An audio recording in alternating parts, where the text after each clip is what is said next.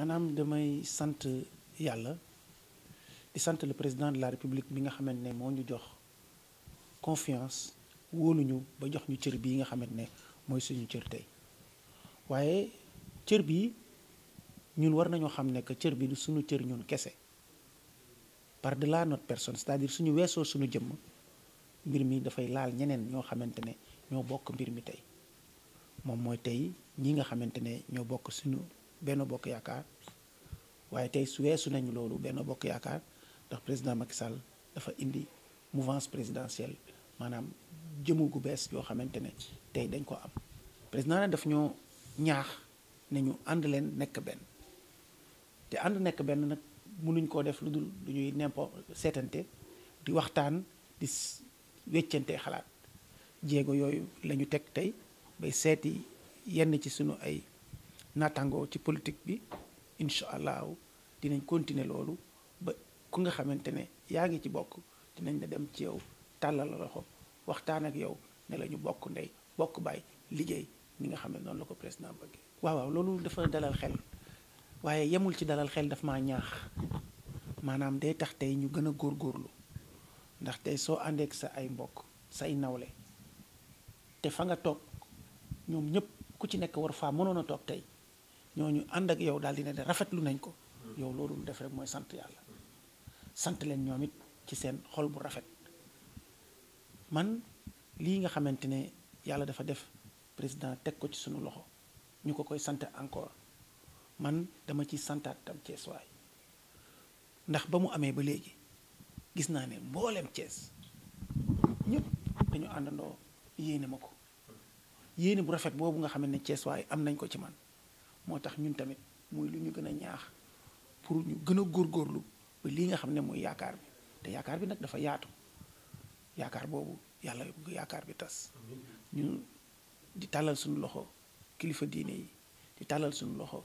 kilifa aada yi ak ñépp koo xamante ne war ngaa mën a ñaanal nga ñaanal ñu ba lii nga xamante ne président jox nañu ko muy lu am solo ñun ñu mën koo liggéey ba moom président de la république ñu dem ba weesu li mu njott ci mu ñun ñu mën ko am maanaam liggéey bi nag dafa yaatu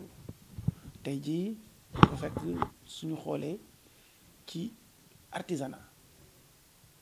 dafa jël soo ko nattee soo génnee ñi nga xam ne dañuy bay artisanat kese dina jël li nga xamante ne juróom benn fukk ci téeméer yu nekk ñi ngi ci biir artisanat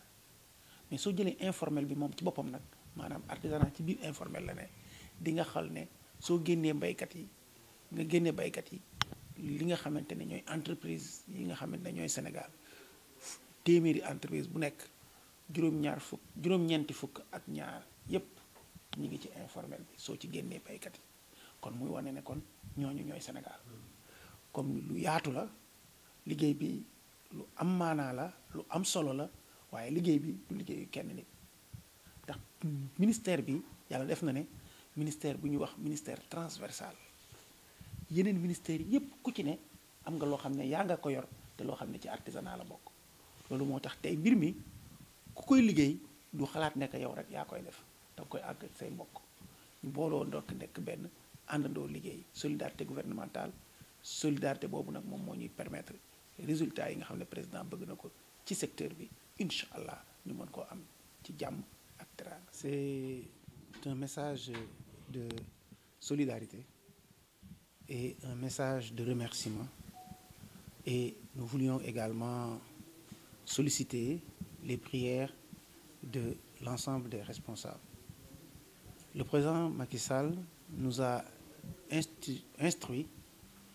que tous les Thiessois, tous les responsables de la mouvance présidentielle se réunissent et qu'on fasse bloc. Et c'est dans ce cadre que nous avons fait ces visites de courtoisie, d'autant que, par ailleurs, c'est des gens avec qui nous avions des relations particulières. Et nous remercions le Tout-Puissant et nous remercions également le président Macky Sall de nous avoir fait confiance et par-delà notre humble personne, l'ensemble des Thiessois et l'ensemble des responsables du Benno Bokk Yakaar. Et justement, c'est donc uniquement dans ce cadre que nous avons initié ce genre de rencontre et que nous espérons pouvoir continuer jusqu'à ce qu'on puisse rencontrer l'ensemble des responsables et que nous tous, nous soyons unis et que nous travaillons dans l'unité, dans la fraternité pour le meilleur du Benno Bokk Yakaar et aujourd'hui, plus largement que le Benno Bokk Yakaar, que nous travaillons dans le cadre de la mouvance présidentielle parce qu'il y a une nouvelle donne politique qui fait que notre action dépasse le Benno Bokk Yakaar. C'est une action dans le cadre de la mouvance présidentielle qui fait que même dans ce même cadre, nous irons voir nos parents de Rewmi, nous irons voir également les restes des responsables de Benno Bokk Yakaar afin que nul n'ignore qu'il y a une nouvelle donne politique. Cela me motive encore une fois parce que cela montre la grande générosité, la grande empathie que nous avons retrouvée au niveau de ces responsables. Parce qu'ils nous ont montré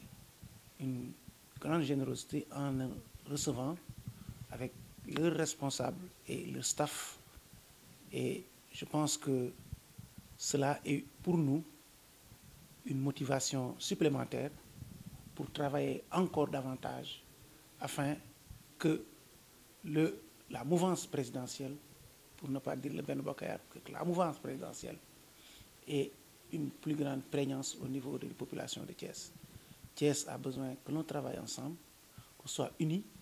et qu'on puisse demain relever les grands défis qui sont les défis qui nous interpellent. Et ces défis-là, j'espère qu'ensemble, nous pouvons les relever au mieux. La tâche est immense. Et comme j'ai l'habitude de le dire, autant le défi est grand, autant le mérite le sera. Ce n'est pas aisé, mais avec l'appui de tous. Parce que c'est l'un des rares ministères qui soit aussi transversal. C'est un ministère qui touche l'ensemble des populations. 97% des entreprises en dehors de l'agriculture sont dans l'informel et dans l'artisanat. L'artisanat et l'informel, donc, constituent les mamelles qui permettront au Sénégal de pouvoir relever les défis qui nous interpellent.